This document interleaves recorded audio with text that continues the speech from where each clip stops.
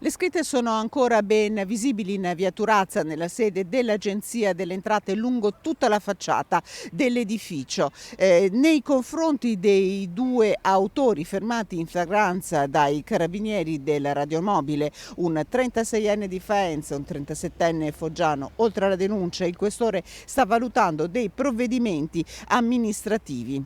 Nel frattempo in prefettura si è riunito un vertice che ha disposto una sorveglianza per gli edifici colpiti e per il sindaco della città di Padova, Sergio Giordani. La decisione è al termine di un vertice alla presenza delle autorità cittadine. I due autori delle scritte all'Agenzia delle Entrate sono stati fermati dai carabinieri di Padova dopo una richiesta arrivata dai residenti con le bombolette ancora in mano.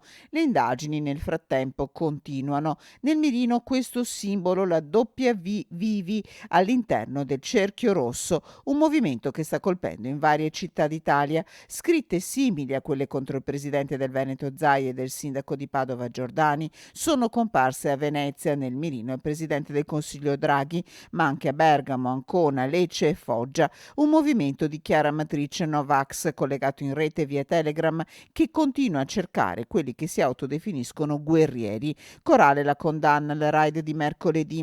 Alle numerose voci si è unita anche quella della rettrice dell'Università di Padova, Daniela Mapelli, che ricorda: come ho avuto già modo di dire, l'ateneo che fu di Galileo è la casa di chi riconosce il valore fondamentale della scienza, non di chi si assume l'arroganza, con insopportabili toni d'odio, come in questo caso, di negarla.